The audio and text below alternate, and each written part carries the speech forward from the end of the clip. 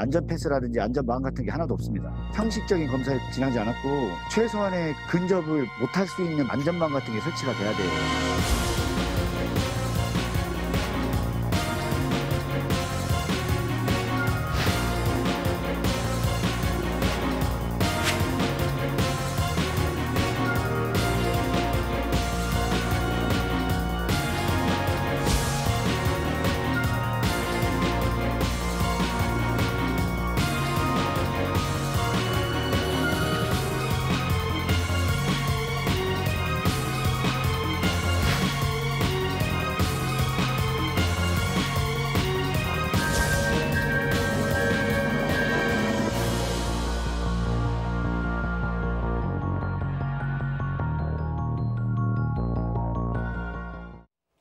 네, 이슈 완전 정복입니다. 일주일 전 태안 화력발전소에서 컨베이어 벨트에 끼어 숨진 24살 청년 노동자 김용균 씨.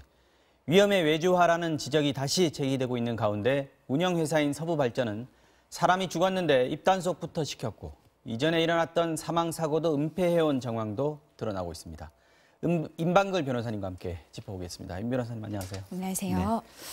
자, 변호사님, 김용균 씨 유품이 공개가 됐더라고요. 네. 출근 앞두고 찍은 동영상도 이렇게 공개가 됐는데 뭐 보니까 참 마음이 아프더라고요.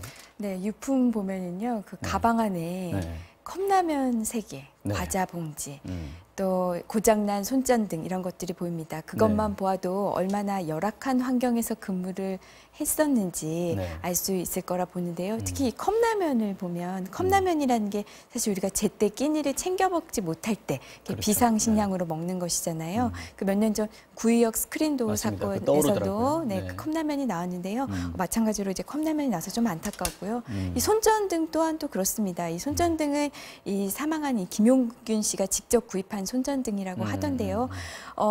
근무 환경이 굉장히 어두컴컴해요. 이 손전등은 당연히 회사에서 지급되었어야 될 것 같은데 네. 이것 또한 근로자가 직접 구입했다라는 점에서 이 근로자에 대한 어떤 안전처우 이런 것을 좀 가능케 할 수 있었습니다. 어머님 인터뷰도 상당히 좀 가슴이 아팠어요. 그렇죠. 어머님이 현장을 보시고 내가 이런 곳인 줄 알았다면은 안 보냈을 텐데 네. 라면서 굉장히 이제 자책하는 그런 말씀을 하셨습니다. 이게 지난 9월에 첫 출근을 했다고 해요. 네, 얼마 안 됐어요. 네, 출근하고 정말 3개월 만에 이런 끔찍한 사고를 당한 것인데요.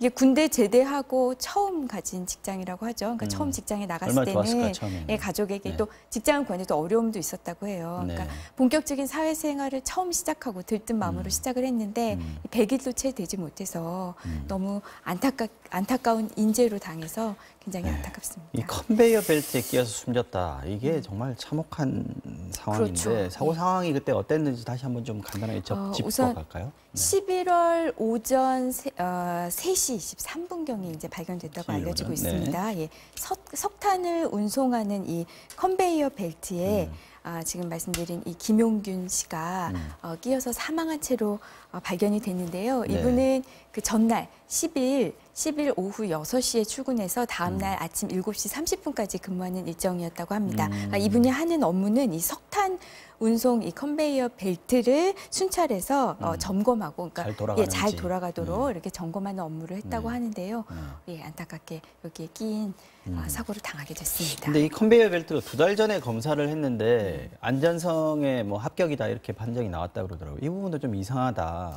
이런 생각이 지금 들던데요. 근로자들이 이야기하고 있는 것은 네. 이 안전점검이 결국 부실 점검 아니냐라는 이제 목소리가 많이 나오고 있고요. 이 점검표를 보면 실제로 작동을 하고 적합하다라고 결과가 나와 있는데 이게 정말로 그런 것이냐 이런 부실 점검의 의혹을 많이 제기하고 있고요. 검사할 때는 세워놓고 검사하고 그렇죠. 세워놓고 이랬다는 검사하면은 거죠. 사실 큰 의미가 없잖아요. 네네. 그러니까 육안 외에 실제로 시뮬레이션을 통해서 이게 위험한지 아니면 위험을 적절하게 예방할 수 있는 있는 그런 적합성을 갖추고 있는지 이런 것을 제대로 점검을 했는지, 왜냐하면 결국 이런 사고가 발생했으니까요. 그래서 결국 이 점검이 의미 없는 점검이 아니었느냐 하는 지적들이 나오고 있습니다. 저는 이 컨베이어 벨트가 그렇게 힘이 좋은 줄 몰랐는데 이게 고무 벨트잖아요. 고무 위에 이제 고무가 돌아가는 건데 그 판 무게만은 20톤 정도 된다 그러고 초속 5m로 움직인다 그러면 굉장히 빠른 속도 아닙니까? 그렇죠. 그러면 여기에는 사실 벨트가 움직일 때 사람이 접근한다는 것 자체가 상당히 위험한 행위예요. 네, 잘 알고 계시는데요. 네. 지금 이 컨베이어 벨트 네. 업무가 굉장히 위험한 업무입니다. 위험한 기계입니다. 네. 이것은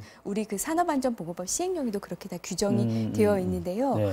말씀하신 것처럼 그럼 이 사람이 좀 잘 접근을 못하고 어떤 안전망 펜스라든지 뭔가 이런 게 설치가 되어 있어야 되는데 네. 그런 게 전혀 없어요. 없었다는 거죠. 네, 그런 게 전혀 없고 이거는 뭐 앞으로의 수사나 아니면 재판이나 이런 과정에서 과연 이렇게 안전망을 설치하지 않은 것이 이 관리 업체의 과실인지 여부를 따지는데 중요한 그 기준 중에 하나가 될 것 같은데요. 제가 이런 뭐 유사한 산업재해 사건을 다뤄본 걸로 네.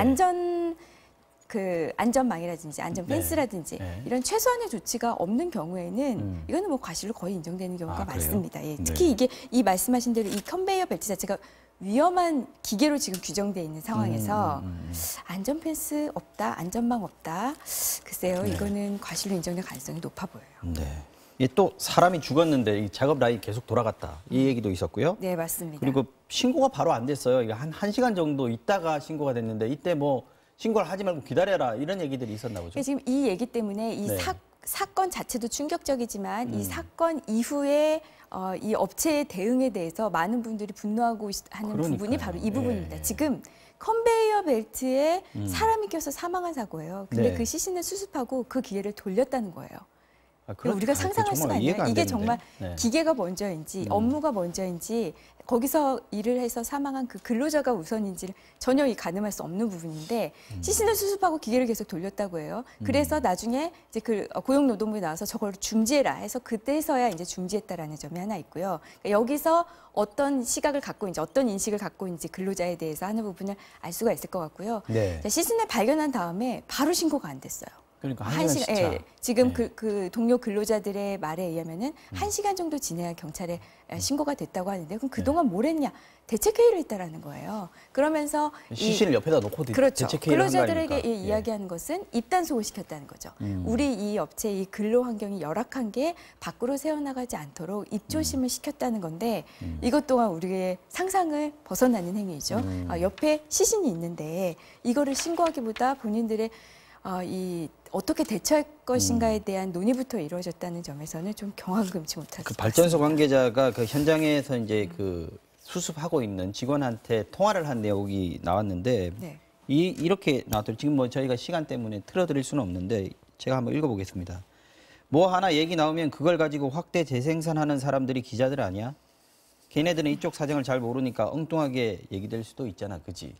이게 이제 입단속을 한 거지 그렇죠. 않습니까? 그래서 이 내용을 들은 직원이 이제 자기 단톡방에 카톡방에 이제 올려서 이게 알려졌다 이렇게 돼 있는데 네. 이게 사람이 죽었는데 숨기기부터 하는 거 이게 이 발전소들 서부 발전이었는데 이번이 처음은 아닌 것 같습니다. 어제 나온 보도를 보니까 이전에도 사망 사고가 꽤 있었는데 국정감사에 제출한 자료 여기에는 사망 사고들이 상당히 많이 누락이 됐더라고요.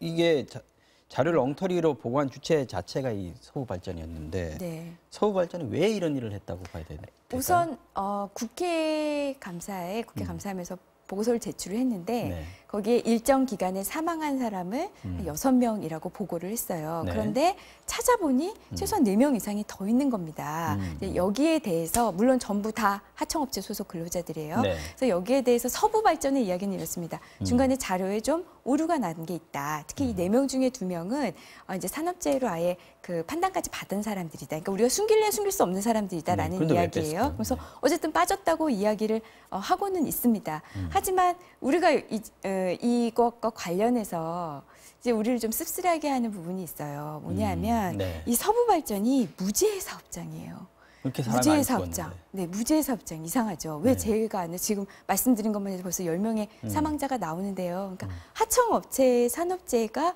이 원청의 산업재해로 잡히지 않은 겁니다. 그래서 예전에 무지의 한국전력 때도 산업장. 그때 그런 얘기가 그렇죠. 있었습니다. 그래서 무지의 산업장으로 선정돼 가지고요. 네. 2013년부터 2017년까지 무려 22억 원이 넘는 그 산재 보험료를 감면받았어요. 아, 혜택이 있군요, 그게. 네, 그래서 혜택까지도 받았습니다. 그러니까 네. 이런 점에서 봤을 때 우리가 사실 이렇게 하청을 주고 위험한 부분, 우리가 위험해 이제 외주화 이런 얘기가 이제 워낙 네네. 일상 용어가 되어버렸는데 네. 그러므로 인해서 그런 사고에 대해서 자신들은 면제받고 이런 무죄 사업장이라는 이런 그 혜택을 네. 받은 것에 대해서 좀 많은 분들이 씁쓸해하고 계십니다. 이 위험의 외주화가 이제 말하자면 본 회사에서는 그 위험을 담보하면 책임을 져야 되고 또 투자도 해야 되니까 네. 하청업체에다가 협력업체에다가 그걸 맡긴다는 거죠. 네. 그 안전 업무 같은 거를. 네. 그러면 이제 하청업체 같은 경우는 영세한 경우가 많으니까 그렇죠. 돈을 투자를 안 하고 그러면 그렇죠. 노동자들은 더 위험해지고 맞습니다. 이런 상황 아닙니까? 지금 그러면 김용규 씨 같은 경우에 지금 소속을 보니까 네. 한국발전기술 네. 이라는 회사던데 이게 하청 구조가 어떻게 되어 있는 겁니까? 우선 한국전력공사의 자회사가 이제 서부발전소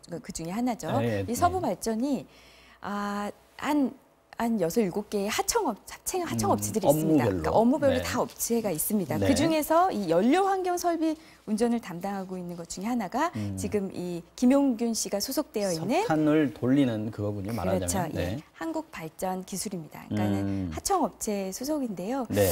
말씀하신 이 위험의 외주화 때문에 이게 정말 하청업체 이 소속 근로자들이 정말 목숨을 내놓고 일을 하는 이런 모양새가 됐는데요. 네. 이 원청 같은 경우에는 이제 말씀하신 대로 위험한 업무를 우리가 직접 고용을 해서 부담을 할 경우에는 정말 그 위험에 대해서 책임 소재가 있기 때문에 그 부분에 대해서 하청을 주는데 이 하청 계약서를 보면 정말 철저하게 갑을 계약서입니다. 모든 안전 관리, 교육, 책임 뭐 이런 모든 책임을 다 하청업체가 지도록 되어 있고요. 원청은 거기에 대해서 거의 손을 떼게 된 거나 마찬가지예요. 네. 물론 산업안전보건법에서 일부 이 원청업체에 대한 책임을 인정하긴 하는데요. 네. 그건 일부입니다. 일부인 경우 대부분의 이 실무에서는 이 하청업체가 많은 책임을 지는데 그럼 하청업체 선정을 어떻게 하겠습니까?